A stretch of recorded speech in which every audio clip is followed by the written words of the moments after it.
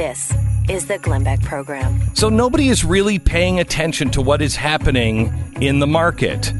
I think we should, because what is coming was inevitable. In 2008 and 2009, we broke the market. Remember, I violated the free market to save the free market, something like that. The powers that be, the politicians in Washington and the bankers in New York and London, all decided to save the financial system, that it was on the verge of collapse, and I believe them. But they decided to step in and intervene to prevent this, and the reasons were given: protect homeowners, investors, retirees, save the banking system, preserve and or prevent unemployment, preserve jobs, because the entire system was going to go down. We all remember it. We all remember how afraid everyone seemed to be. The Dow and the NASDAQ shed around 50% of their value in just a couple of months. Major investment banks, 100 years of growth, just went belly up overnight. Trillions of dollars of value erased. We knew at some point we would have to pay for this. That time, I believe, is coming in 2019.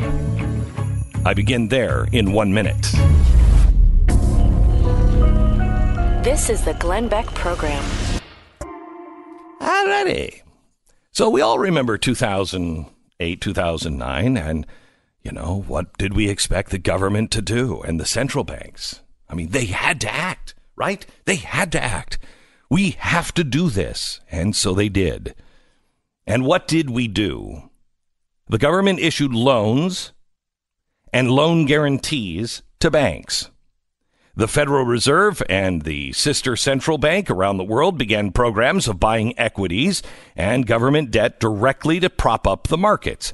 In the U.S., the Fed spent over $4 trillion to buy government bonds, stocks, corporate bonds, mortgages, corporate debt, and they did it all to stop the next domino from falling. And you know what? It worked, right? We lived to fight another day. Stock markets stopped declining. Government and corporate bonds didn't default. Most people kept their homes. IRAs, 401ks eventually made their losses back. We are not in the situation we were in 2008. It is a success, right? Because by 2014, there was pretty much universal consensus that the interventions and the money printing and the 0% interest had worked. Politicians and bankers and policymakers, they all took a victory lap. Hooray! Patting each other on the back, feeling like they had saved the world from a second Great Depression, or some would say something worse. But something wasn't right, because we sacrificed and surrendered something that wasn't appreciated then. It's something that Stalin's financial advisor knew and was killed for pointing out to Stalin. It's why capitalism will fail and socialism and communism, capitalism will work and socialism and communism will fail. Now the cracks in the dam are beginning to show. We broke the market mechanism that enables markets to correct the mistakes of human beings.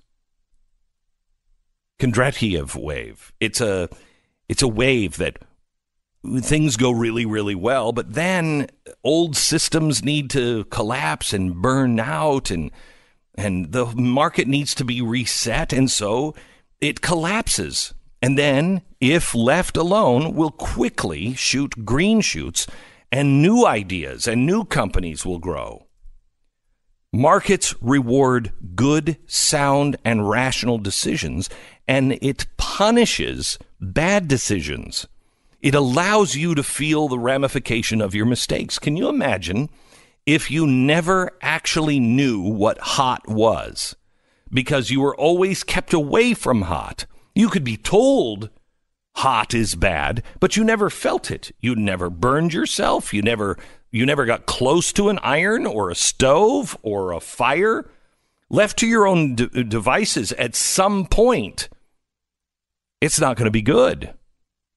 especially if we would take all of that feeling of hot away after you sat on a stove or you walked into a fire. But somehow or another, we were able to say, no, you're too big to feel that pain. We can't let you feel that pain. And so you walked into the fire, but we made it so you didn't remember or feel any of that pain. And we gave you the impression that every time you walk into a fire, we're going to bail you out. We're going to make that pain go away. What stops you from walking into a fire? In 2008, the market tried to correct poor decisions made by people, decisions of bankers to lend money to borrowers who were not worthy of the loan, decisions of borrowers to take on the debt knowing that they couldn't afford the debt, decisions of politicians to guarantee those loans even for borrowers who were likely to default. Decisions by investors to buy into bad loans as investments. Decisions of rating agencies to ignore the underlying data and rate investments as good, even though they were bad. In 2008, the markets tried to tear down a house of cards built on greed and good intentions and irrational exuberance, on the fear of missing out. It tried. But we didn't let that lesson be learned. We didn't let the market crash. We couldn't let it. We couldn't stand for it. We couldn't admit our mistakes. We couldn't let the market correct our errors. And this was a good thing. And so we disconnected from financial markets. We disconnected them from the consequences of bad decisions. We sealed the leak in a bubble and pumped tens of trillions of dollars in it to reinflate it. And there's a problem. The market is relentless and a dispassionate judge. It doesn't care. It's like if you paper over a hole in the wall, it just pushes the problem off to tomorrow. The papering of the market correction in 2008 just pushed the problem to the future, and the future is now. Next year, I'm going to concentrate on 8 things, and one of them is the market and what's happening to the free market all around the world, because we are entering the next couple of years very challenging times for the global financial markets. And when I say financial markets, I mean your money. I don't care about Wall Street. I mean your money. What we experienced in the U.S. is different from what was experienced in other markets. In the U.S., the stock market lost 50% of its value.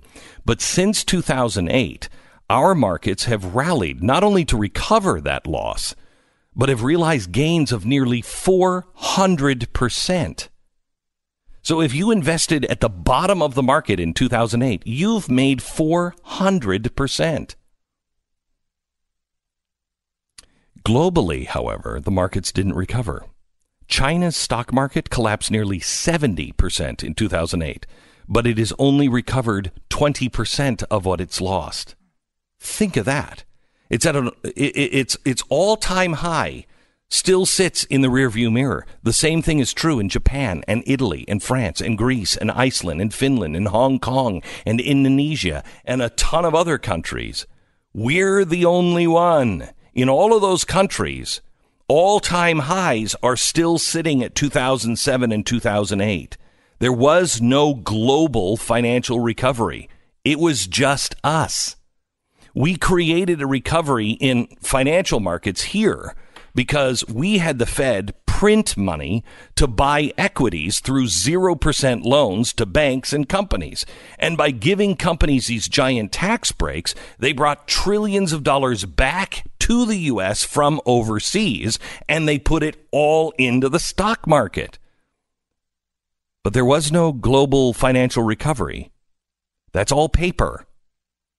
So now we're starting to see the signs of a global financial slowdown in China, in Saudi Arabia, in Italy, in the EU. In 2008 and 2009, the Fed and Uncle Sam bailed out Wall Street and Main Street. We bailed ourselves out. But how did we do it? And what does it mean for tomorrow? More in 1 minute. So in 2008 and 2009, the Fed and Uncle Sam bailed us out. And they bailed us out with debt.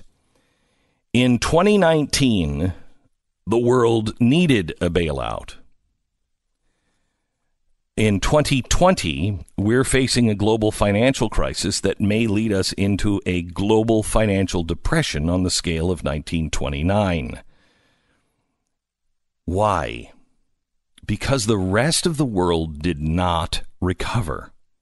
We did, and it was bogus, and it's magnified now by the technology that is connected, just-in-time delivery supply chain of our ever more interconnected world. As we move toward the end of the year, my team and I are putting together a financial forecast and strategy to help you stay prepared for what may be coming next. I am in the position now that I wasn't in 2007 to be able to say, okay, I want to talk to the best financial people around. I want to talk to the people who will talk to me behind the scenes. I want to know where we go from here. In 2006 and 2007, I didn't have that, but rain is coming, and you're going to need an umbrella, you're going to need a coat, you're going to need boots, you might even need a boat. But the good news is that we're America, and America and Americans are resilient. We have a secret weapon that other nations don't have, and that is a nation full of Americans. We think differently, and when our back is up against the wall, we react differently. Now, currently, we're reacting like the rest of the world. And quite honestly, if this thing collapses and we're not prepared for it mentally, we will be a full-fledged socialist nation by 2021. It'll just happen. It will. And I don't care who's in the presidency, because people will demand it. We need to be prepared, know what's coming, know what the solutions are, be dedicated to our core principles, and that's what this Blaze audience is all about. That's what this audience is about. Americans willing to be independent and self-reliant and eager to help one another. Stay tuned in 2019, because the forecast is calling for rain, but we will let you know how to maneuver through that rain. That China stock market stat is completely stunning to me. I had never heard that before. I know. I mean, I don't obviously follow the Chinese stock market all that closely, but I mean, you're right. We were at about 6,000 and we got up to 25,000. Mm-hmm. And right now we're backing off of that a little bit. But it's 4 times your money. China, looking at the chart, they dropped all the way down to about 2,000, and now they're at like 2,500. Yeah, we dropped 50%. They dropped 70%. 70%. They've only regained 20% of that 70. That's really. I honestly did not know that. And you look at the chart, and it's really, because they were way. They went up to 6,000, went all the way down to under 2,000. And they've only bounced back up to, right now they're 2,400. This is why Donald Trump thinks that he can win this trade war, okay? Because they are in real trouble.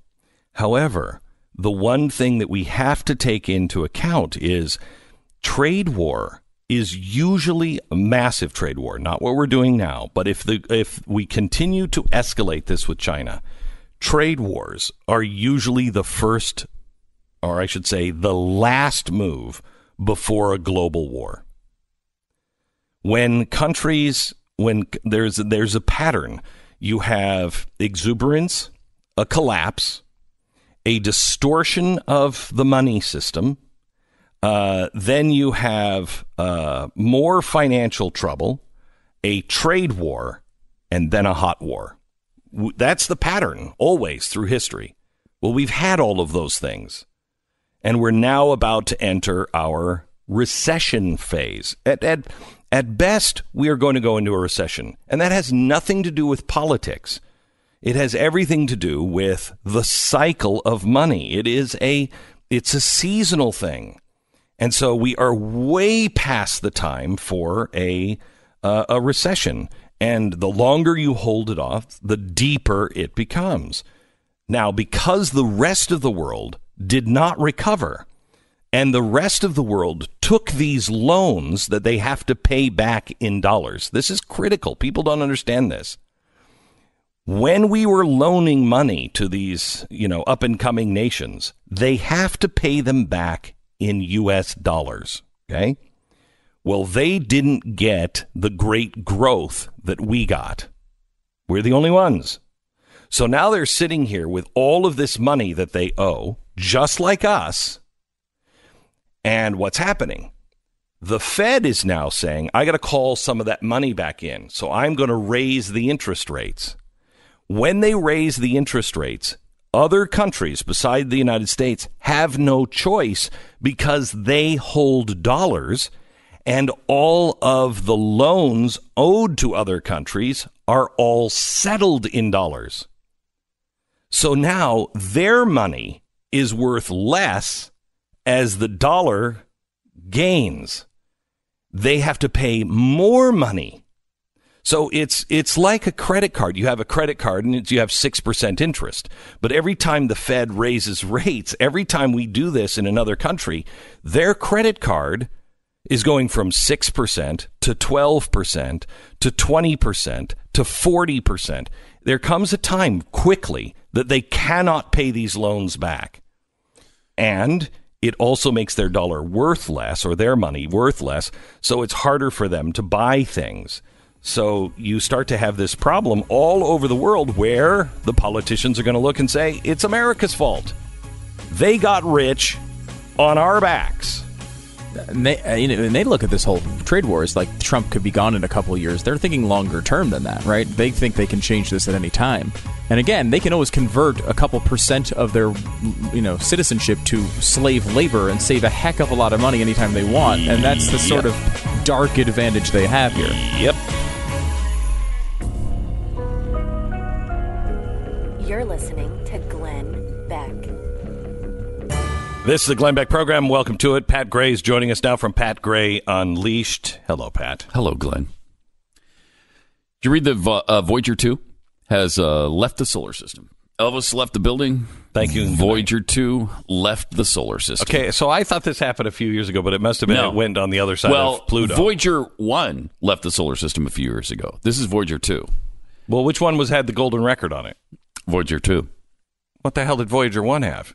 I don't know that they put anything aboard. So why do we care? It's like, well, Voyager hey, everybody, I just put my garbage down the trash chute. Voyager 1 can go to hell. Yeah. We don't need it anymore. What is it doing? So I found that, they do have that gold-plated phonograph record and a phonograph player so that if it's ever found by aliens, they can play it and get an idea for what humanity is. If they have arms. If they have arms. I personally think they will. Well, they may not have arms. I think they will. If they don't have... Okay, so you send it to a planet entirely made up of amputees. Now they're looking at this phonograph record and they're like, if somebody was here, they could put the needle on that record or put the record on the player, we'd be set. Well, maybe they do it with their mouths. Do they have mouths? I don't know if they have mouths. Okay. I don't know. If they don't have arms, have they adapted any sort of function that they could pick something up? What if they have arms and mouths but no ears? Then what?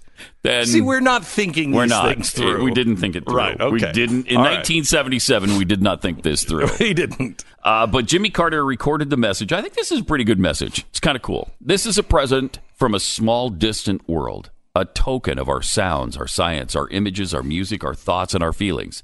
We're attempting to survive our time so that we may live into yours. That's a good message, That's right? a really good message, yeah. Yeah, I like that. I'm certain he didn't craft it. Also certain they won't be able to read it. No, that's probably true. But that's a whole nother... But they included Latin. The eye thing? Possibly. It could be the eye thing. It's one of the hurdles. They also included Morse code, which... Do they have Morse code on the planet? Do we know that? No. Or Latin phrases. No. For some reason, they put Latin in there, too. Well, is there a Rosetta Stone? Because that's what... I mean, I would imagine that they should have put it in several different languages. Isn't that how we figure out what things are? We we have several different languages that say the same thing, and so you're like, oh, okay, that means this and this means that. Yeah, and they did 55 different, both ancient and modern languages. 55. Okay. Then they included things like Bach, Mozart, Beethoven, Stravinsky, and it was kind of controversial, but they put Johnny Be Good by Chuck Berry. Remember that? Yeah. Because rock and roll was juvenile. And Carl Sagan said, no, this is supposed to represent everybody. All of humanity. Yeah, well, rock and roll's an important part. He wanted Rollover Beethoven. Is that true? Yeah, he wanted Rollover Beethoven, and all of his students That would have been better. Well, than Chuck Berry. I think I would have liked Rollover. Well, there you go. You're with Carl Sagan. I am. But all of his students said that's a stupid idea. Really? Yeah, and so they put Chuck Berry in instead. I wonder why. How do you decide on Chuck Berry rather than Led Zeppelin, which you also had access to at the time, or Boston, or only so many people can fit on Eagles. the spaceship. That's true. See, now, if we were what would doing you this include now today? Many of the actual groups that are singing. You're putting the people on. You put the people on it. They may not be Yes. a record player. I think the president needs So to you make a just have speech. them sing put it. him on the spacecraft. I like that. Take all of the I people. like that. We have to represent media. Okay, CNN, Send CNN. is on the spacecraft. I like it a lot. I think it's a good idea. And in 40,000 years, it'll reach the next nearest star, and CNN will be able to tell everybody. Tell what happened. everybody about it. So this can't communicate back to us now, can it? Yeah, it still- takes 18 hours or something to get back to us, but it does continue to communicate, which is astounding to me. 41 years later, it's still communicating with Earth. Unbelievable. And made by an American company. Yeah. Yes. I mean, Yes. it's still operating. It's pretty amazing. Yeah. It's pretty amazing technology, and they expect it to continue to last for billions of years. I don't know how that's possible. Unless it crashes into something. Well, yeah. Yes, then there's a problem. It's going to meet the next planet In 40,000 in years. 40,000. Yeah. Boom. Is it programmed to go around it, though? I don't know. Would it be horrible if it hit the next planet that is 40,000 years away? It's inhabited. It has people with arms, with eyes, with ears, capable of understanding our language and can put the tone arm down. But it burns up on the atmosphere on entry. I mean, that would suck. That would suck. That would suck. 18 minutes later, we'd be all like, oh, crap. Where are you in these NASA meetings? And they need you. Right? Right? That's what Because I'm you thought thinking. of a lot of Thought about a lot of contingencies that they didn't. A lot of them.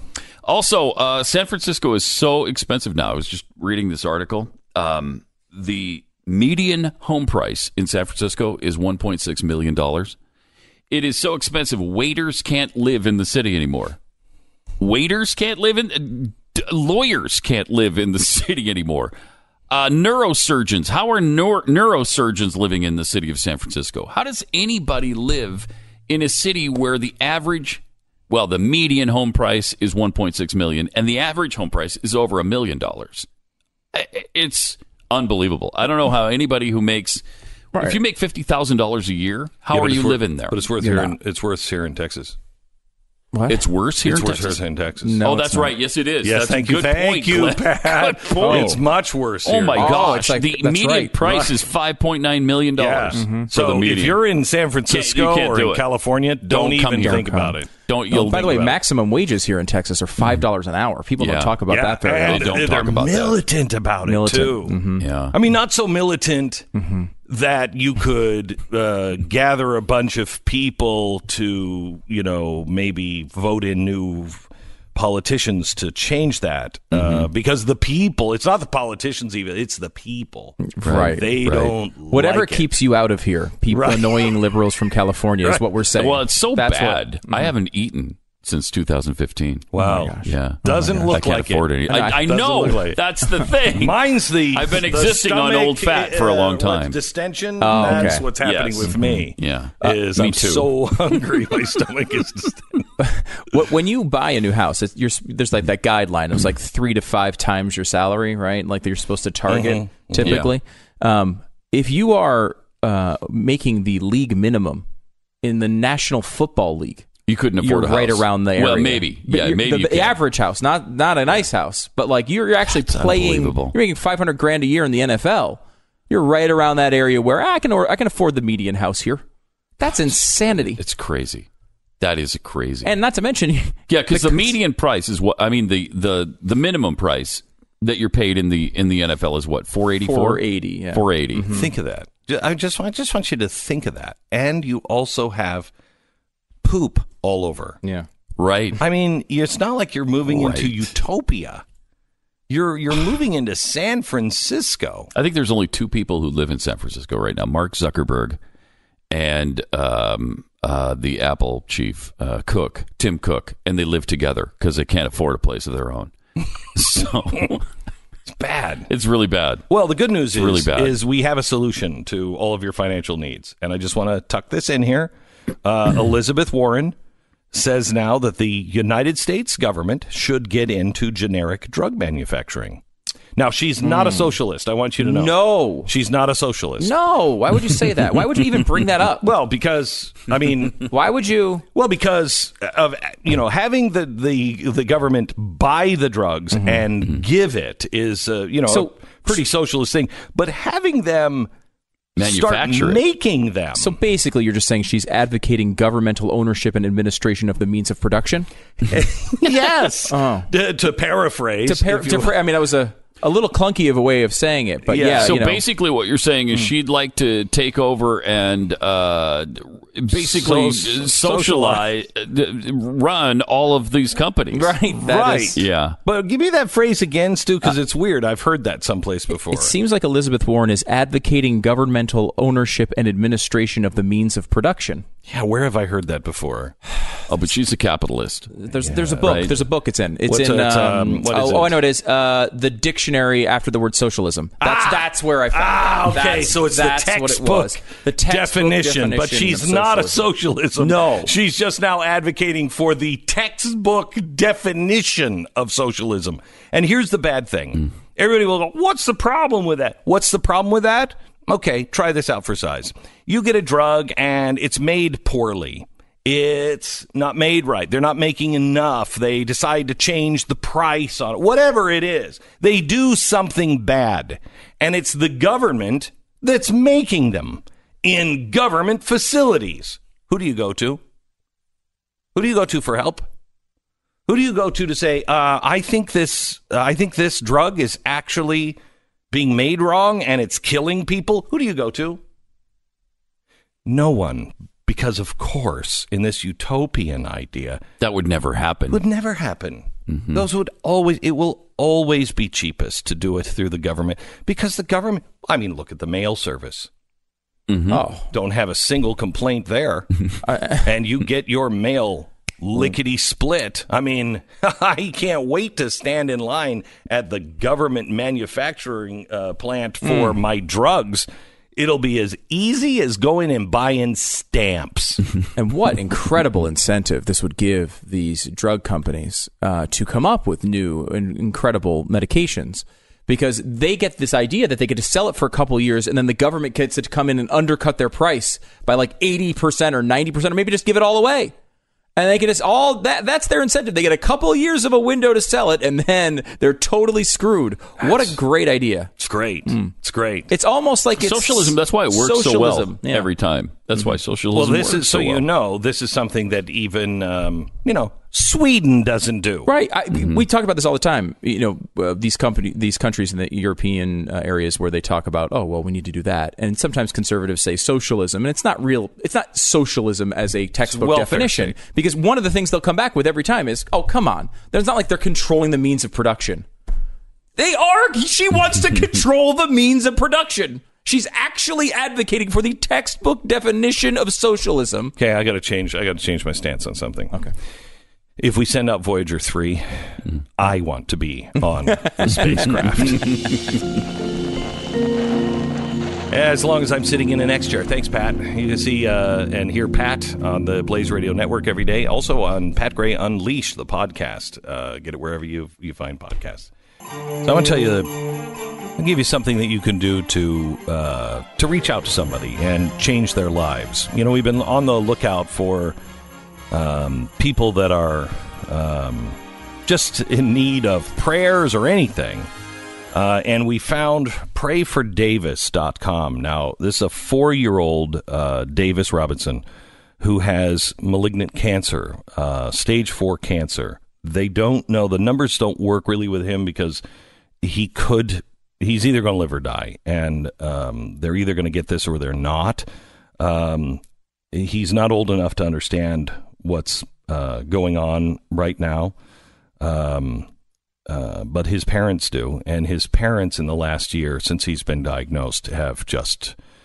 Mom's not working anymore with him all the time, and Dad is having to take off so much, and they've depleted all of anything that they had, and they could really use your help. You can go to prayfordavis.com. He went in. They thought he had appendicitis.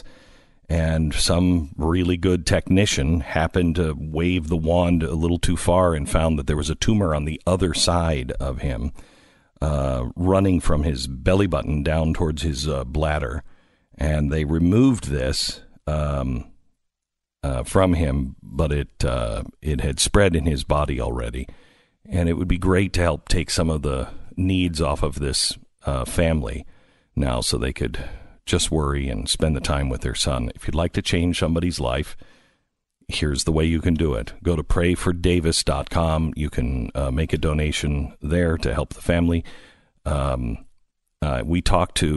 reached out to the guy who set this up. This was set up by a friend. And he said the family, is really struggling, but they will take prayers even more than money. But if you can help them in any way, please do. Prayfordavis.com. Spread this to your friends as well. Prayfordavis.com. Okay, there's a couple of things. I want to show you how the world is getting better. The world's becoming a better place. And actually more charitable. More people in school. Things in 2018 have seemed pretty bad, but there's been some really good things as well. And we'll get into that when we come back.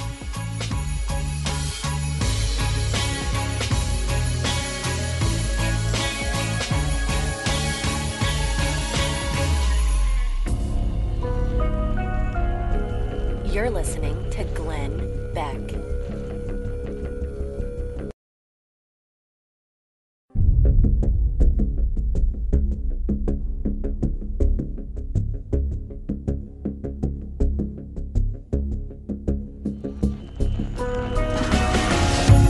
Fusion of entertainment and enlightenment.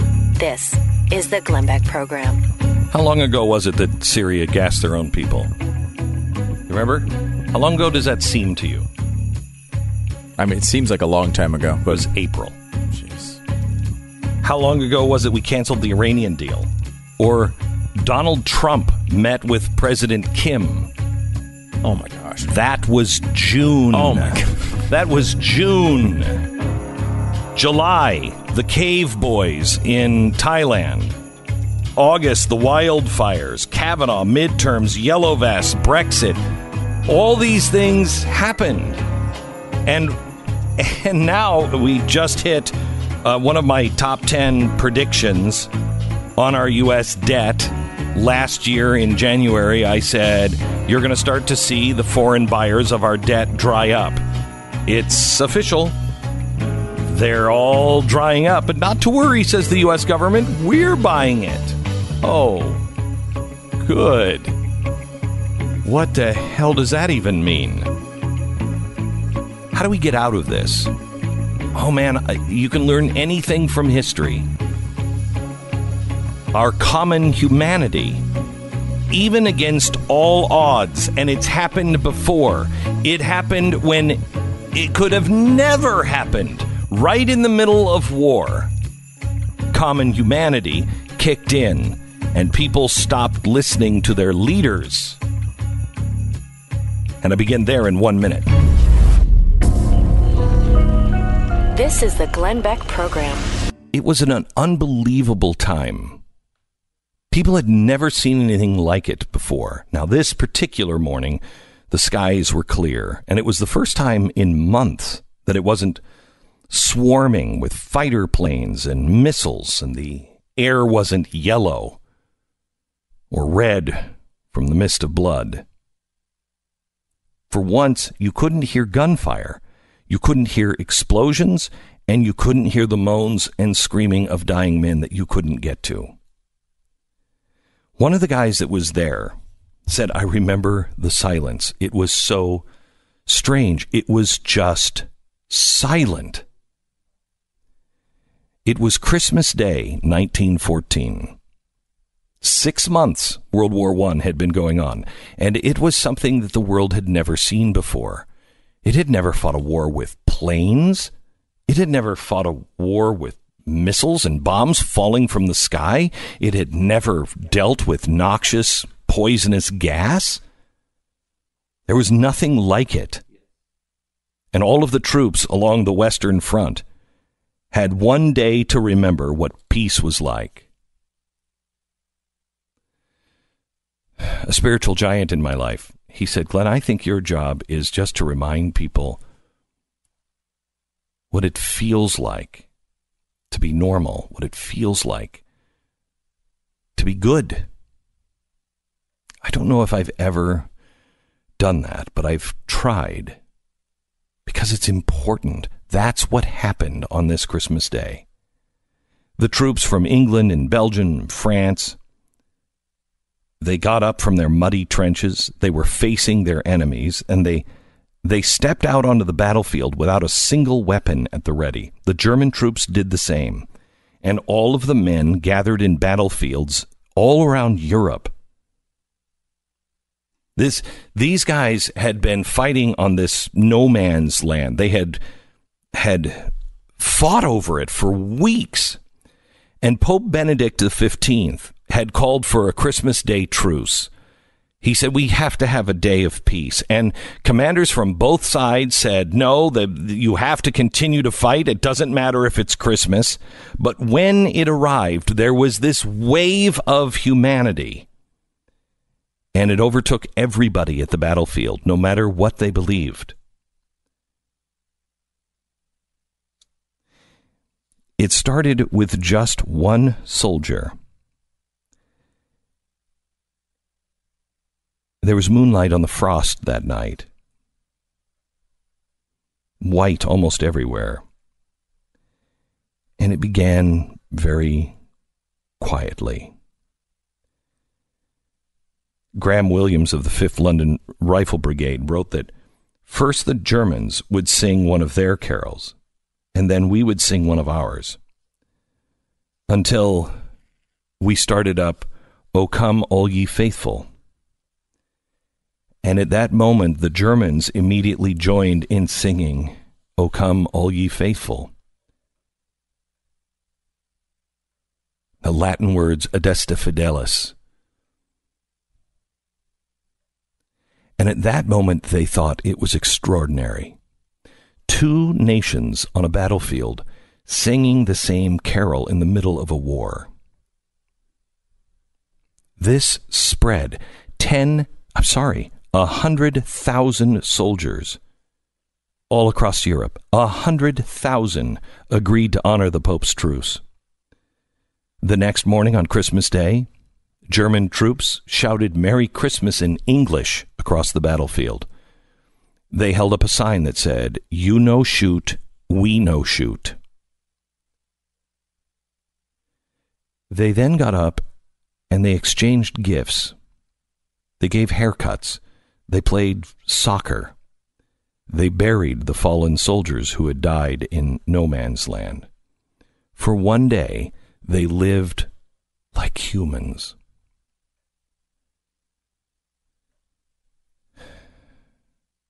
You know, we too often forget about our military. We forget that they're even out there. We forget that the war doesn't stop on Christmas. Too many times we forget even after the homecoming.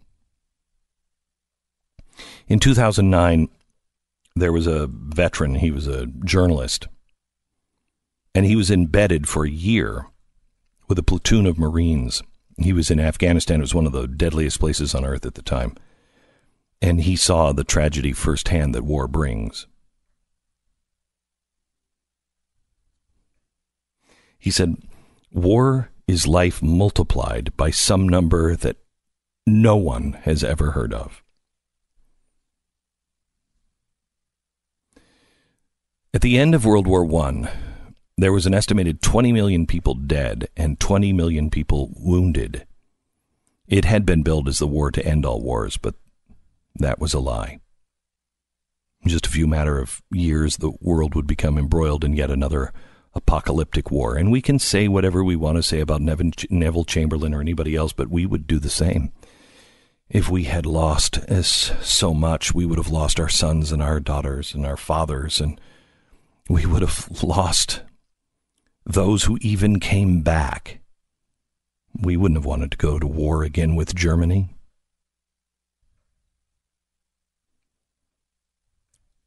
But perhaps we wouldn't if we would just remember the Christmas truce. Because it stands as a reminder that humanity can emerge in the darkest of times. It's a glimmer of hope found in any tragedy. They are victories probably bigger than any triumph for humankind found elsewhere. It was the truce of 1914, and it was seen by officers and commanders as an act of mutiny and cowardice. But to them, the 100,000 that had disobeyed their superiors' orders. It was a miracle.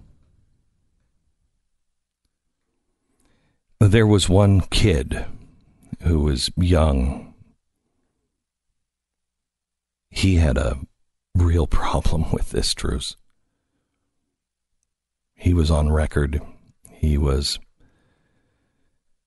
young and believed in his cause and said, this is an act of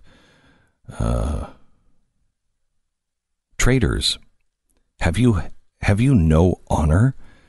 Such a thing should not happen in wartime, he said at the time.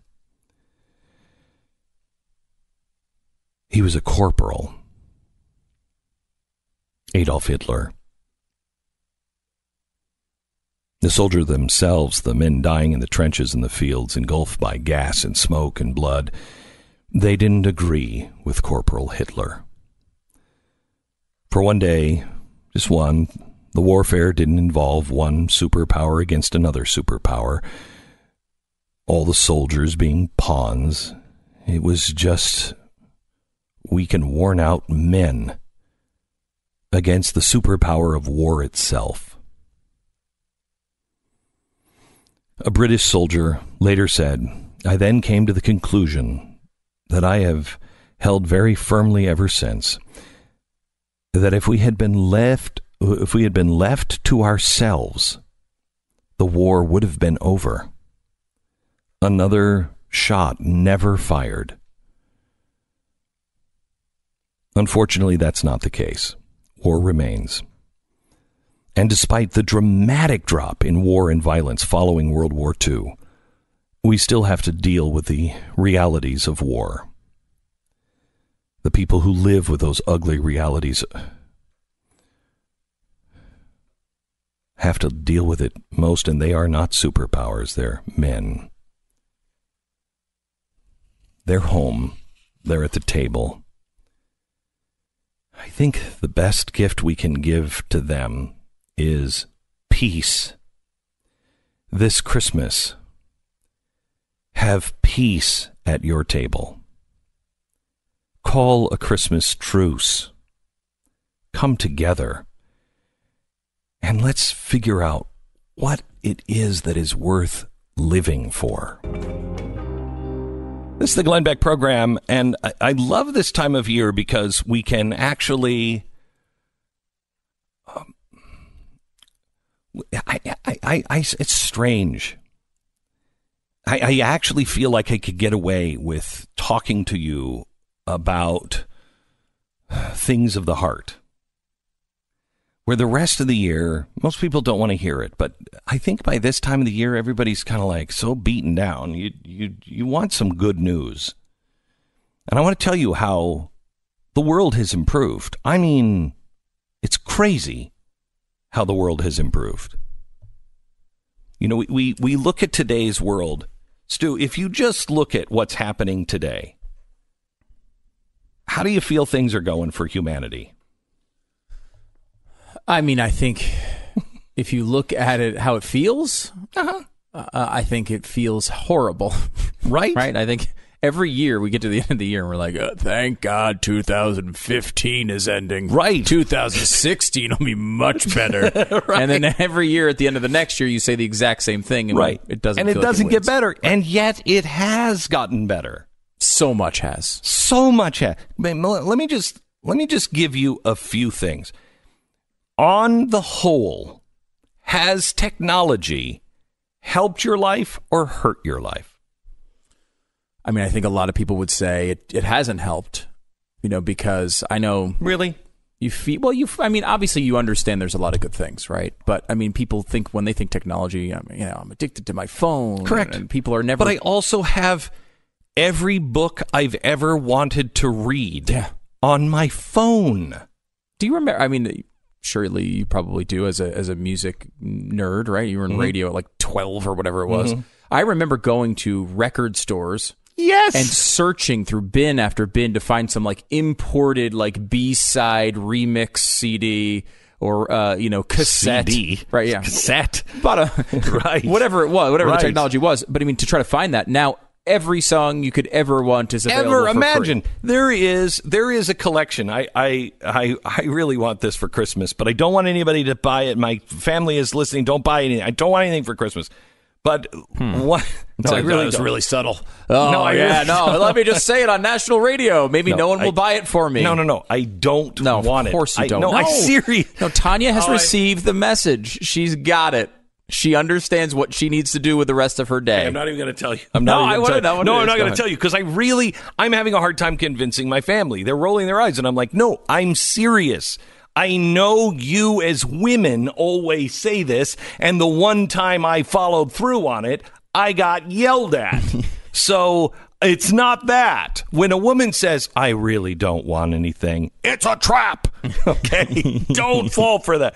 But with me, I really don't. I want my children and I want my family to go give something to somebody else. I just go, I don't need anything. Just go give something to somebody else. With that being said, there is, and a friend showed this to me, and I don't remember who it is. It's not him, but it's like Eddie Van Halen or somebody like this that went and bought the entire Columbia record collection prior to like 1930. So all of the wax cylinders and everything, and they put it on CD. And so now you have this collection of all of these voices that are lost forever. They're lost forever. No, they're not. They're all digitized now. And some of the people who inspired the greats, and you've never heard them. It's Jack White, right, that did this? Who's he from? What was it? White Stripes? Yes. So anyway, I just think that technology, look at what we have. Yes, we're complaining about it because it has a dark side, but so do we too. I mean, it's like complaining about humans, and that's what people do. They concentrate on the bad part of humans, and they don't concentrate on the good part of humans. Can we concentrate on the good part? Because everything in life is a double-edged sword. It can be used for good or for evil. What side of the sword are you? What side of the sword are you using this technology for? I want to get into... I've got a list of things that have gotten so much better. Nobody seems to talk about them. And I have to tell you about the fart bomb, which I think that's also an improvement for humanity. We'll get to that in a second. You're listening to Glenn Beck. This is the Glenn Beck program. I love this website called Human Progress because it puts things into perspective sometimes. It talks about the things that are now happening that are really quite good, ways that things are getting better. And if you just look at some of them, over the last decade, globally, it become a lot easier for somebody to start their own business. More people have access to sound money. For children aged 7 and under, the expected average years of schooling has never been higher than it is today. Global coal consumption is trending downward, easing CO2 emissions. Chlorofluorocarbon consumption has reached an all-time low. Wheat yields for U.S. agriculture have never been higher. Internet access in schools has substantially increased. On the average, freedom of the press has never been higher. We're only hearing about the press that's being shut down, but on the average, it's better than it's ever been. Access to improved sanitation has skyrocketed globally. The size of a new U.S. home increases every single year. Global labor productivity has shot up over the last 6 decades. The aerospace industry adds billions of dollars of value to the economy. Tourism accounts for a growing share of the world GDP. Think of that. We didn't go on vacations. Not like we're doing it now. More people have access to air travel and are traveling than ever before. There's less regulation of credit, labor, business. Youth literacy has reached an all-time high. Energy consumption in the U.S. has decreased. The price of common food items has declined. Globally, the number of women in the labor force has never been higher. More people than ever own a personal computer. Think of that. I mean, we can complain about technology all that we want, but think how connected we are. Think about what we have done as people, as a group that meets at this time. We get together and we talk about things we care about. Then we're moved into action. The Nazarene Fund. We have an anniversary special tonight at 8 p.m. that you don't want to miss. 3 years and thousands of miles later, the former refugees of the Nazarene Fund's first operation, Mar-Elia Airlift, they held a party to mark the occasion. Our cameras were there. It was a difficult journey, and what has happened in the year since is remarkable. A story that no one knows. You will know it tonight. Tonight at 8 o'clock. Watch it with your family. Where we've been in just the last 3 years, and what we could accomplish and can accomplish when we decide, you know what, I just want to concentrate on something that actually makes a difference. Think of how connected we are. A friend wrote to me and said, I have a friend who started this for a friend. Could you just look into it? I went online and I saw this cute little 4-year-old. Do you have Jingle Bells? Here he is singing Jingle Bells.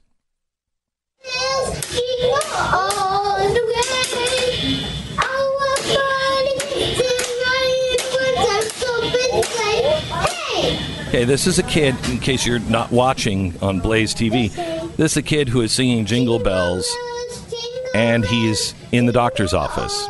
He has stage 4 cancer. He doesn't know that. But his parents, their whole life has changed. And so I mentioned it last hour, and I mean, this audience is always amazing. And so many of you reached out to prayfordavis.com, and we actually have his dad on the phone with us now. Hi, Dad. How are you? Hey, Glenn. How are you doing? I'm good. I am pleased to talk to you. Lance Robinson is Dad's name. He is the father of the 4-year-old cancer patient named Davis. How is Davis, first of all? All things considered, he's doing pretty well. He's still most days, he's still the happy, joyous little boy that he's been all along. So we've been very blessed and thankful that, he's responding well to chemo treatments in terms of side effects so far. We have somebody in our office that is going through chemo now, and it's just brutal on an adult. How are you explaining this to him? It's actually really hard to explain because he doesn't understand. And other than the fact that when we originally went in, he was having pain in his abdomen, now that pain's gone. So when we have to explain, like, hey, Davis, we're going to the doctor today for a chemo treatment, he hates it. I mean, he really just... He gets so fearful and anxious about it, and all we can say is, like, buddy, it's to help you. And he keeps saying, but Daddy, I'm better. I feel better, but we just know that we have to go through this treatment plan. So he has stage 4, and it was in a tumor that they found because he had pain. They thought it was a appendicitis, but a good lab tech spotted this tumor. But it spread in his body. What are the... I don't mean to... But what is his prognosis? It's hard because they don't really talk about prognosis with the children. Generally, in children, because of how resilient they are, there's definitely a higher percentage rate that survive cancer at every measure, by a year, by 2 years, by 5 years, or whatever. So the best that I can say is that, with rhabdomyosarcoma, which is what he has, they're kind of thinking it's like a 60 to 70% chance, I think, right now that he could make it through this and live for a long time. It's harder because, and this is crazy, but of these cases, they call it RMS, rhabdomyosarcoma. But of these cases, he's only the 9th kid ever on record that had his origin tumor start in his belly button like his. So that's kind of throwing them for a loop. But, it's for us, for my wife and I, Amanda and I, we're just trying to take it a day at a time and honestly just, continue to pray that God would heal him and that he wouldn't have symptoms from the chemo and everything. But right now that's the best I can say, 60 to 70% chance that he could, at least survive this from this original stent of cancer. Davis has an older daughter. What's her name? His sister her name's Lily. Or daughter, sorry, 8. Sister. She's 8. That's okay. Lily. Lily? Sorry. How is she? Yeah. How is she and how's Mom holding up? Lily I just love her so much. She's an amazing little girl, and she's doing good, but she does what I do, which is she internalizes a lot of things, and she tries to take care of her mom, which is just unbelievable to see. You'll see Amanda get upset about something, or in the hospital or whatever, and I'll watch Lily go over and take care of her, try to cheer her up. So for her, it's going to be really hard for a long time because even though we are trying to be as intentional as we can with her, all the attention right now is on her little brother. And I think that's a hard thing because she cares for him and she knows what's going on and she can understand a lot better about it. But at the same time, she's missing out on a lot of things because we can't go places. We can't, we're missing out on church sometimes because we can't take Davis there. So I think it's just a hard road for her, especially like from a psychological standpoint. Well, I know that you've only asked for prayers, but your friend on your website has put up a place to donate because you guys are taking a massive financial hit. Mom can no longer work, and you run your own business, and it's very difficult. If anybody wants to donate, you can go to prayfordavis.com. But I would ask the audience to please keep Lily in your prayers, too. Lily is her name, right? Yeah. Yeah. Please keep Lily in your prayers, especially this time of year. I mean, here's this little girl who is just, weathering a storm of her life as well, and it will change her forever, and hopefully it will change her and the whole family for the better. God's will be done. Yes. Lance, thank you so much for talking to us. Have a great Christmas. Thanks for having me on. You bet. You too. Thank you. You bet. PrayForDavis.com. Now, that is the good use of technology. When I first got into this, I couldn't have found out about this family. I couldn't have seen pictures. I couldn't have had a picture or a video or audio of this cute 4-year-old little boy. I would have had a letter. Then I would have had to find the family, put them on the phone. But how could people just give money, stuff it into an envelope? Our life has been so greatly enhanced, and our ability to help one another so greatly enhanced by the same technology that can be used to destroy. But that is the case with everything. We are either great creators or we are great destroyers. It all goes back to what my father said to me. We're the two most powerful words in any language, and that is, I am. I am angry. I am going to get vengeance. I am weak. I am pathetic.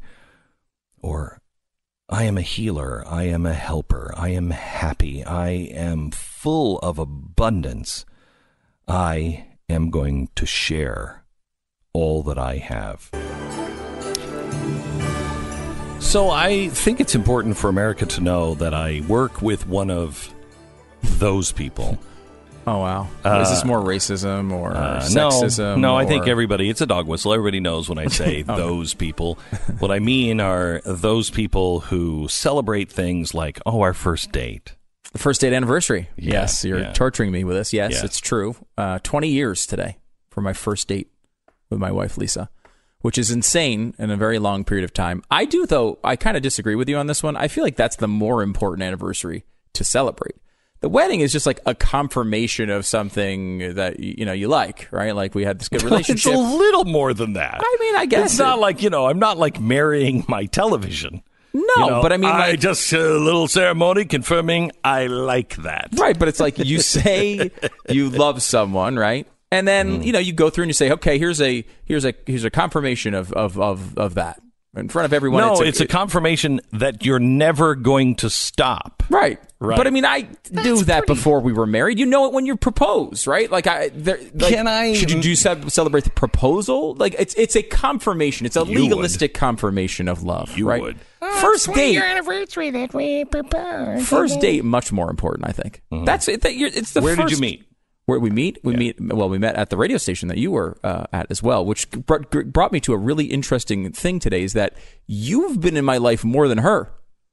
I've been around you for longer than I've been around her. And you've never had a formal declaration declaring your love for me. It's really depressing. We've been working together this year for 20 years. 20 years this year. And later on in that year, I met my wife. 30 for me and Pat, but we've been off and on. You were off and on, yeah. We've been pretty much on for 20 years, which is really too much. I mean, let's be honest about it. For both of us. That's really... Should we consider it now the kids are gone? Should we consider it? Go our separate ways. We stayed together for the kids for so long. For so long.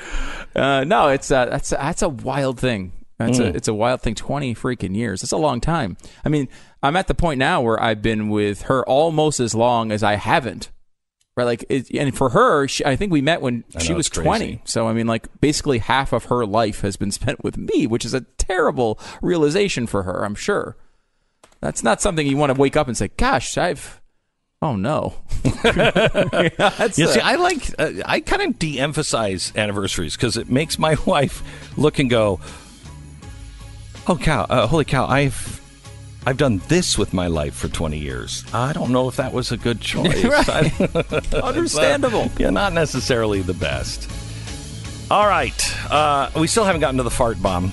We have to do this Beto thing on the border, too. We have to do that. And Allie Stuckey is in. She made the greatest argument ever yesterday. Next.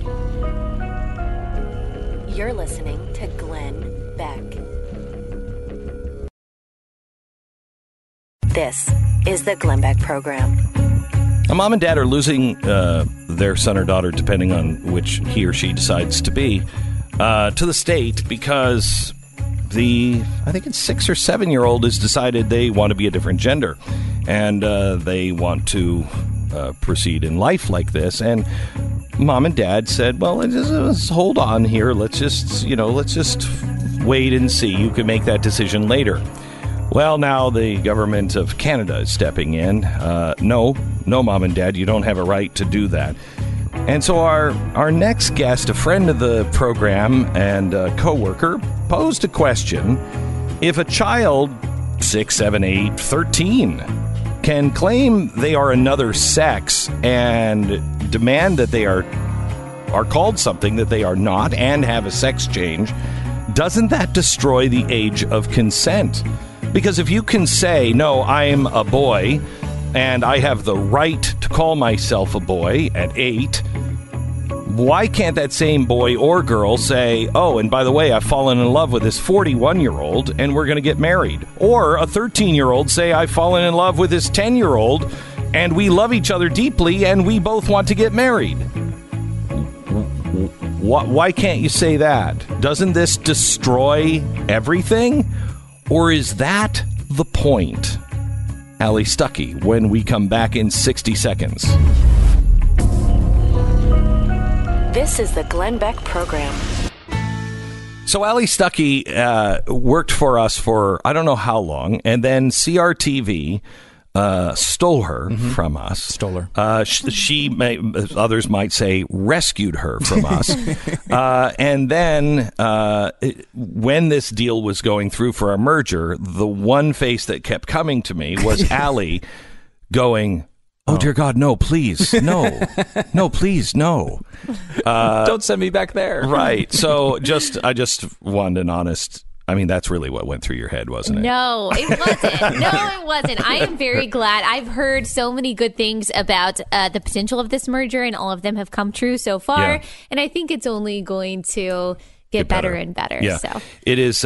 It's time that we all kind of come together and stand together and leave each other alone, and let everybody do their own thing. You have just been remarkable. Let's start with what happened yesterday. Who were you tweeting this to, and what has it turned into? Because I read it and I thought, oh my gosh, this is great. So my tweet yesterday was exactly what you said. If we are saying that young children or even teenagers that they have the capacity to consent to a sex change, to hormone blockers, to all of these things that we say are necessary for gender transformation at a young age, why don't they also have the capacity to consent to a relationship with an older person? Or like you posed, a young child? Why not? What logically is actually stopping that? And of course, the leftist blue check marks came out in droves saying that this is a ridiculous connection, that this is the slippery slope fallacy. But of course, they couldn't actually answer the question. They couldn't say why logically that is different. I knew that my mentions were going to go up in flames, but I think it's a reasonable question to ask, and I never got an answer to it. Well, because you're just saying one is a really important decision. So if you have the capacity to make one really important decision, why wouldn't you have the capacity to make another very important decision? Because there is no other reason. We say consenting adults. Right. So if it's consent and you don't have to be an adult to make game-changing decisions, then what really? And I'm not saying this slippery slope. I'm saying let's just be consistent. Exactly. And that's a really good point, is really when it comes to sexual morality for most progressives or most people on the left, the only lines of morality that are drawn are autonomy and consent. So I'm just saying, if those are the only lines of morality that are drawn when it comes to sexuality, what's stopping a child who apparently has autonomy and consent from exercising that autonomy and consent when it comes to having an older relationship? So the argument really is that maybe there are other lines of morality that we should draw outside of autonomy and consent. Maybe there are other things that we should consider. So, who came after you yesterday? Oh, I don't even know who they are. Okay. Well, I knew when Ben Shapiro retweeted me that they were going to come out. It kind of flew under the radar for a little bit until the power of Ben Shapiro came. So it's a blessing and a curse on that one, because every once in a while he'll retweet something that I do, and then it's just like I've got my entire mentions for the next 2 days is just nonstop. Ben's haters people. are intense. Yes, they are. Yeah, and he is. What's great about Ben is he can take you apart logically, and you don't even know it. You're all of a sudden your skeleton standing with no meat on your frame, and you're like, "What just happened to me? I don't even know what just happened to me." So you are really focused, and I love this. You are really focused on spiritual things and things of deep meaning, which people will say millennials don't connect with. And I don't believe that, and I know you don't believe that. Right. Well, I think that millennials are like any other group of human beings in that we are on the search for truth. I think that we just look in the wrong places typically. So millennials are the least religious and the most politically progressive generation in America's history. And I don't think, and I know that correlation doesn't prove causation, but I don't think it's a coincidence that we're also the least satisfied, or the least happy, we're the most suicidal, we're the most addicted, the most medicated. There's something that religion, or the lack of religion, has left within us, and we're still searching for something. We're still searching for some kind of purpose, just like any other generation. So I am, I'm obviously not in your generation, and I feel the same way, though. Says anyone with eyes. Yes. Yeah, thank you. The religion is, so much of it is bogus. And while ritual is important for many reasons, it's much more subtle. And you can go to church and you're not hearing anything that is actually relating to anything that is helping me deal or understand today. And so how do you find meaning in religion? Is it that they're looking? I mean, I think they're rejecting religion because there's not a lot there.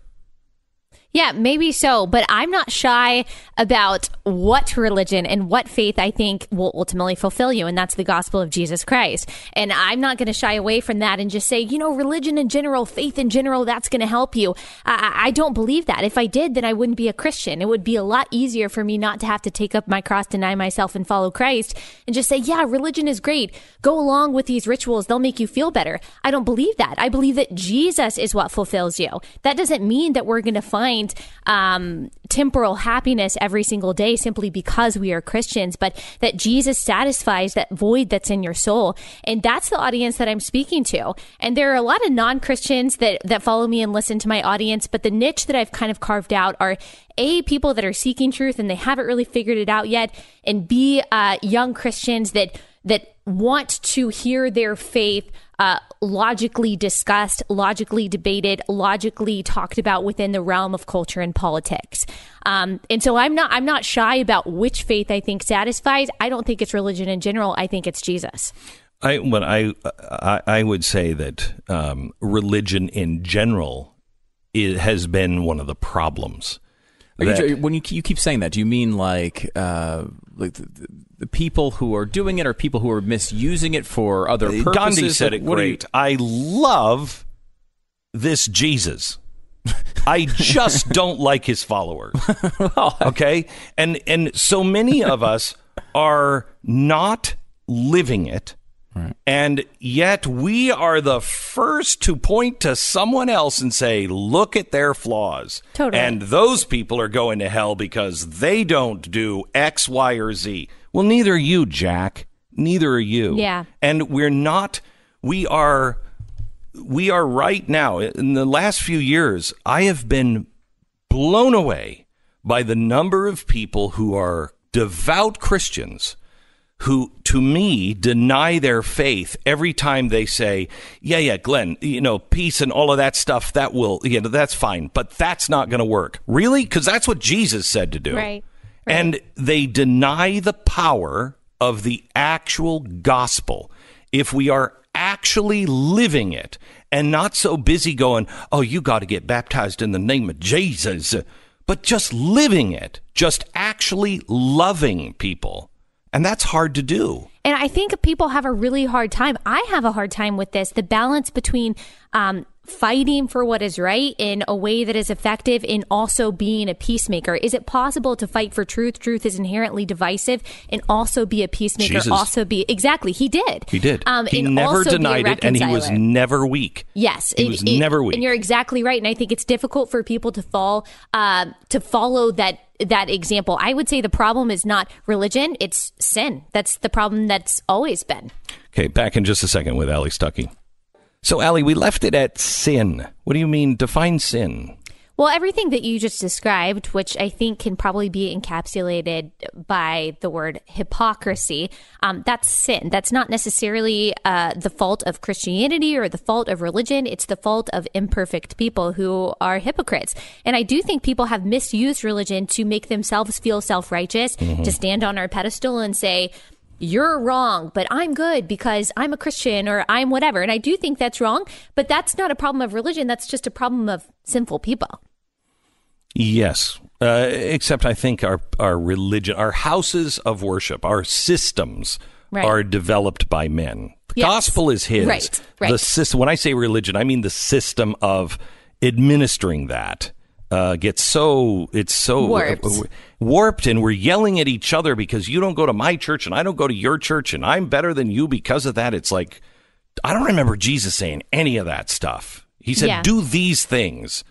And we're falling down on those things. Yeah, and I would totally agree with you on that. Where we might disagree, and something that I talk about on my podcast a lot, is the importance of good theology, the importance of understanding your Bible, understanding the context of Scripture, and believing the right thing. Some people say, no, it's not about that. Jesus didn't talk about theology.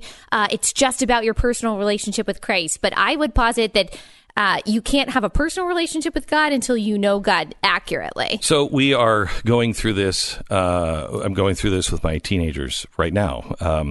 You have to find God on your own. Has to be a personal relationship.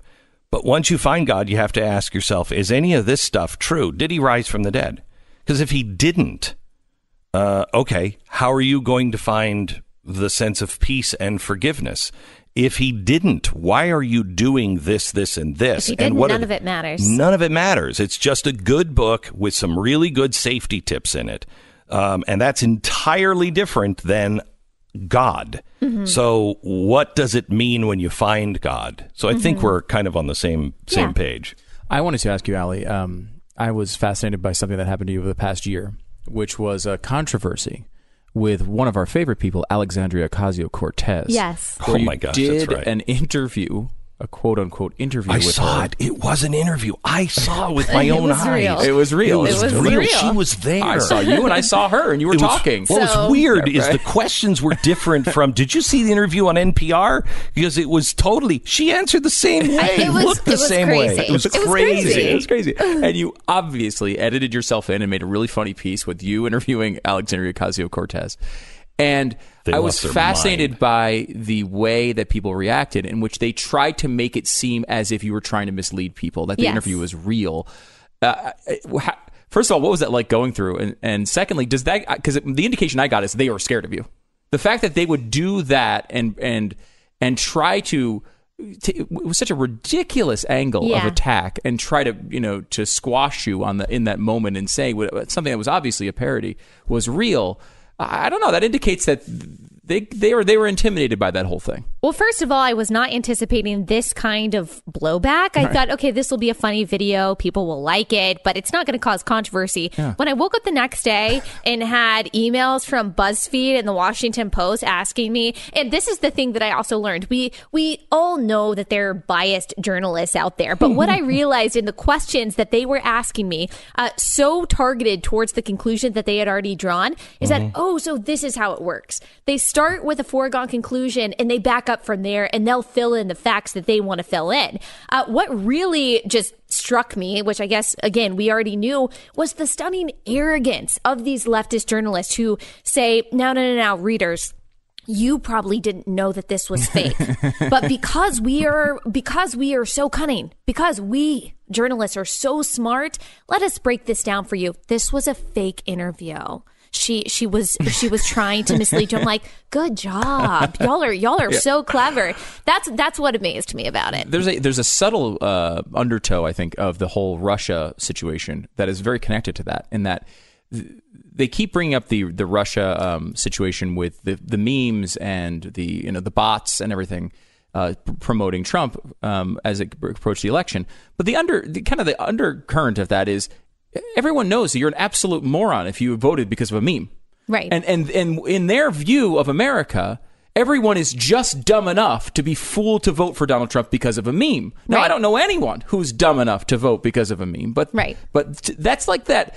It's like, did you get the sense that they were trying to, A, talk down to people, but B, do you get the sense that they actually believed it? Do you think that they had a question as to whether you were trying to pull this off as a real interview or not? I don't know. I think it's possible that they really are just so hypersensitive to being made fun of, or anything that they find important, like Alexandria Ocasio-Cortez being trivialized, that maybe they convinced themselves that it was real. But I thought that they were just playing me. I thought that everyone knew it was a joke, but they were trying to get it taken down because they didn't like it. They don't like to be made fun of. Conservatives are the only ones that are allowed to be made fun of. I didn't play by the rules. And so this is the tactic that we are going to employ to try to destroy you. And it was in that time that I learned that you do not apologize when you're not wrong. Yeah. And I'm glad that I didn't. Yeah, no, that was great. It's a remarkable thing. Anybody can tell you how dishonest, and people always say, oh, I know. But when you're actually sitting in the chair, right, and they're talking to you, right, and it's different off the air or different prior to the interview, and then they start doing it, and you're like, oh my God, it's stunning, isn't it? Yeah, and I know you've experienced that so many times, but reading some things in the Washington Post that, well, Allie Stuckey she's never made a parody video before. This is the first we've seen. I'm like, okay, so you're just making things up now. It really is a crazy experience. What do you think is the fascination with Alexandria Ocasio-Cortez? I've seen the media tossing this one around. My kind of theory, I landed on, I think the Republicans in general like to elevate her because the fact that, here's an admitted socialist who doesn't seem to know a lot about the things that she's talking about. Yeah. If that's going to be the face of the opposition, good for us. Yeah. What do you think is the reason? What's the fascination with her? I think so. I think the left has glorified her because she is somewhat of a renegade. She is very relatable. I'll give her that. She uses social media well. Yeah. She says things that I'm like, I totally get what you're saying when she talks about personal things.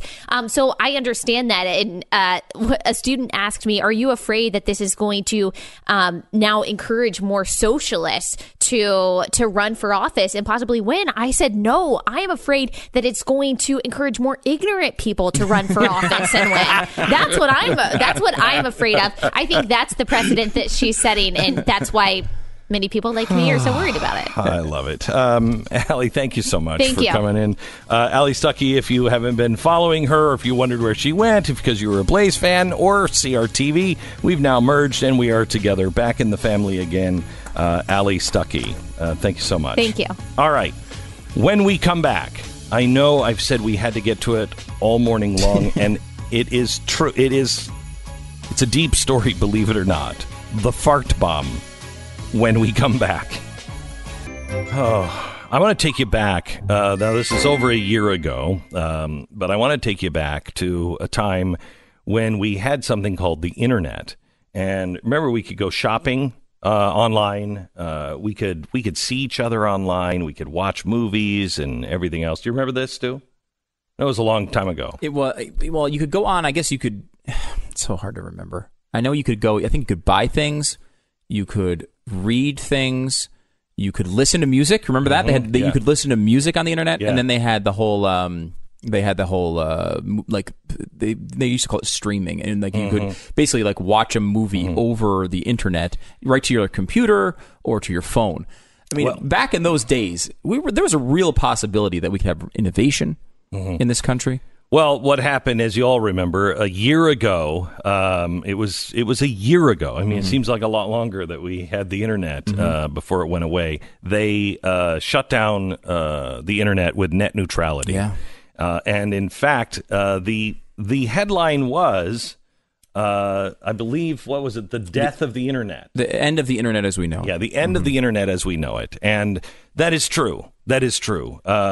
Because in this last year, internet speeds have gone up 40%. Just the 40%, though. Just the 40%. So even if now they restrict all their fever dreams came true, and they restricted internet access, all these companies came together and they said, we're going to cut our access for 40%. Then we just go back to where we were when they got rid of net neutrality. If they said that they were going to restrict it by 40%. Right. Yeah. And so by the way, they're not doing that. Seems like the opposite happened. But maybe that's just me. Oh, by the way, I read this in the Washington Times today. I found this intriguing. The recent media merger between CRTV and The Blaze, founded by conservative broadcast titans Mark Levin and Glenn Beck, is fired up, clearly focused on both audience and marketplace, and is ready to rumble. Listen to this. The new hybrid is the BlazeMedia, an appropriate name since the entity drew 2 billion social media views in the first few days of existence. Wow, that's a lot. That's a lot. That's a lot. Wow. Don't miss out. Don't miss out. See, if we only had net neutrality, maybe there'd be a way to restrict that. You know what I mean? You know what I mean? Put a stop to all of this. Man, if we could just choke down those small up-and-coming companies, that would be great. I told you yesterday, Stu, about the scientists that are from Harvard who have decided they're going to do a geoengineering experiment. Now, I don't know about you, but I love geoengineering experiments. This always works out well. Okay. In every science fiction movie. They are from Harvard. They're going to attempt to use particles to block out the sun in attempt to save humanity from global warming and cool the planet. Now, according to popular mechanics, this idea came in 1991 after an eruption of a volcano. And particles were put up, into the atmosphere, and it blocked the sun. Now, it didn't take the volcano in 1991 to go over that. We can clearly see, other times when volcanoes have gone out or erupted, and things got very, very cold, and crops died and people died. But don't worry about it. But the governments of the world will manage this process. They're going to manage this appropriately. So Harvard, they've had scientists on this. So Harvard is going up, and they're going to release some particles up in the sky to see if it works. And if it does, it's going to be fantastic. Now, there is something else that I think is also wonderful and fantastic. China and Russia have now band together on controversial heating experiments to modify the atmosphere. So Harvard is trying to cool it down, and China and Russia are trying to heat it up. Perfect. They have modified an important layer of the atmosphere above Europe and are testing a controversial technology for possible military application. A total of 5 experiments were carried out in June. One, June 7th, caused physical disturbance over an area as large as about half the size of Great Britain. The modified zone, looming more than 310 miles high over a small Russian town in Eastern Europe, experienced an electric spike with 10 times more negatively charged subatomic particles than surrounding regions. It's called Operation Z Machine. China's next weapon in the nuclear arms race. In another experiment, June 12th, the temperature of thin ionized gas at high altitude increased more than 100 degrees Celsius, 212 degrees Fahrenheit, because of a particle flux. Could I just say, we have researchers in America trying to block the sun. We now have the country of China and Russia trying to heat the ionized atmosphere above Earth. I think it's time that we call for a shareholders meeting. I mean, I'm not sure the companies that we have all elected to, I don't know, start, build, work for now. I don't know, but I don't think the CEOs of these companies, I think they should start listening to the shareholders, because I'm not for either of these. Is anybody with me on that? It's a little scary. It's a little scary. I think the shareholders meeting is a good idea. We might want to have a voice in these sort of processes. You said this with AI as well. It's the same type of thing where we better have some voice in this process. Yeah, we're not going to. I think, too, though, doesn't this sort of destroy or injure the narrative that we're all going to die from global warming? Like, what, that China and Russia are heating things up? Well, that too. No, but because they're saying, well, in a desperate circumstance, we'd have to do this geoengineering trick. And I think everybody's response to this is they're going to screw this up. And if there was any chance of it actually working, most likely we'll just instead end up in an ice age. Yes. That's what I think everybody jumps to immediately. But all these really super duper smart scientists that tell us that this is such a huge problem are saying, well, I guess if it keeps going this way and civilization keeps rising up and billions of people keep getting let out of poverty and they keep living and breathing, well, then you know what we're going to have to do? We're going to have to put some dust in the air, and that's the only way we're going to stop this. Well, then why don't we wait until it's really bad? Why don't we look at that then? And I mean, because I've always believed if global warming is as serious as some people say, what we will find in the end is that, we'll be able to develop scientific solutions to that and adapt to it. Mm-hmm. I don't know how that's not the pro-science view somehow. Somehow that's not the pro-science view. Come on. But I mean, come on, let's just let these guys go up there and just put particles up in the atmosphere. It doesn't sound like a great idea, but again, these are the people saying that the outcome is so terrible. Right. If the outcome is so terrible and all you have to do is spread some dust, well, wouldn't you just think about spreading the dust? I mean, maybe this is a smart thing. This is something that conservatives should embrace. Go ahead, start doing these experiments now, and tell us how it's going to fix things. Because I just can't remember butter's good for us, butter's bad for us. Kind of like particles to block out the sun, good for us. Particles to black out the sun, bad for us. They did this with black soot, right? Yeah, black soot. The same thing. They've done this before. No. Can we talk about something that is important in science, please? We can. Yes. Okay, so there's a guy. I don't know if you have the story. I've misplaced my story, but there is a guy in Silicon Valley that people were stealing packages off of his porch. And so he decided that he needed to do something about it. So he designed a box. It looks like a package, and he put some things in it, including cameras, so he can actually see what's happening, and GPS tracking. So he just got sick of it. And, even if you have somebody on your porch, you have the camera getting it, the police just shrug their shoulders like, I don't know, what are we going to do? So he decided that he was tired of it. And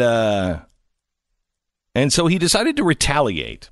And he built this box with a GPS tracker that lets Mark know when the box has been moved. And as soon as it's opened, a custom-built spinning tub flings ridiculously fine glitter in every direction. So if you open it, you are covered from head to toe, but he has found most people steal something off of your porch, and then they open it in their car.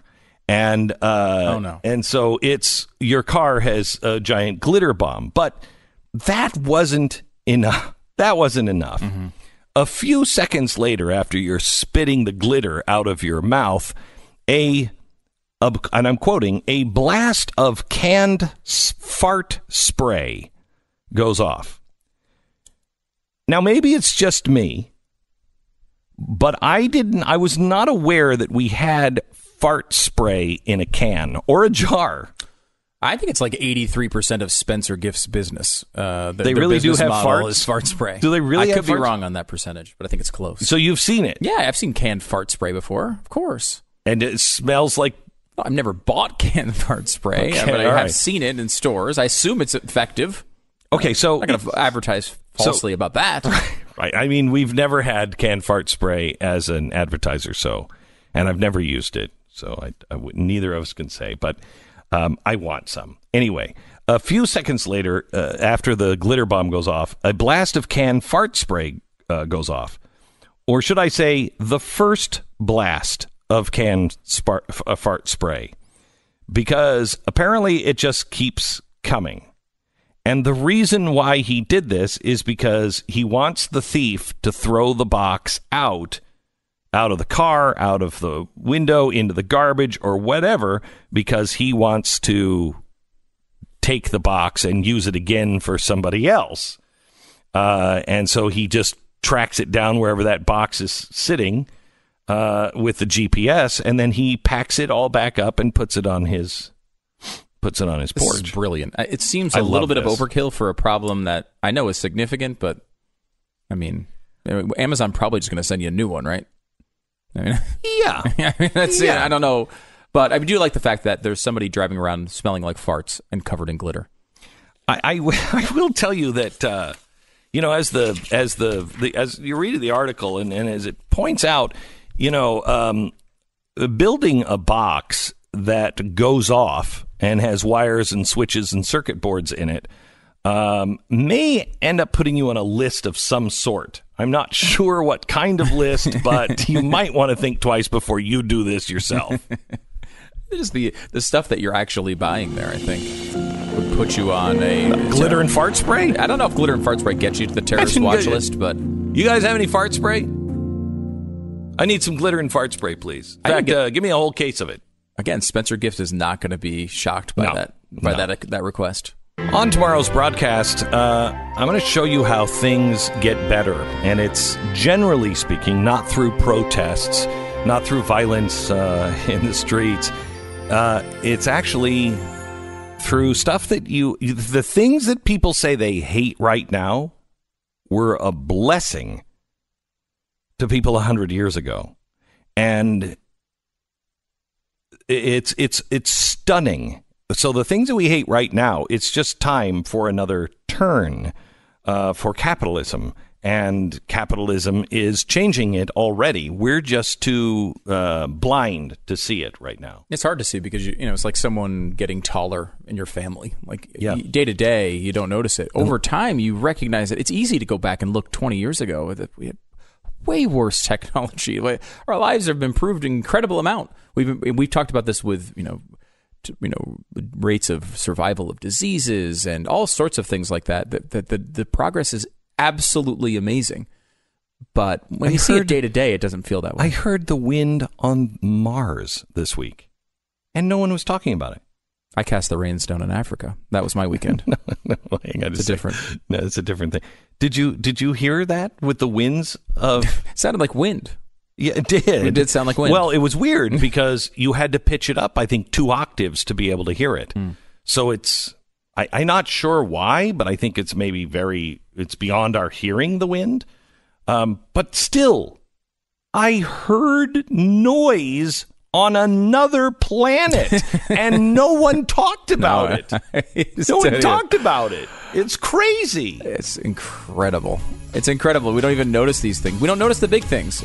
We do the exact opposite of the "Don't Sweat the Small Stuff" book from back in the day. So we are going to point out the improvements in thousands of people's lives. Tonight at 8 o'clock on Blaze TV, there is a special that you don't want to miss. The 3rd anniversary of the Nazarene Fund's first operation.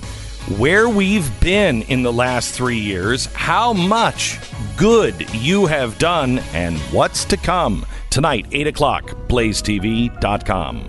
You're listening to Glenn Beck.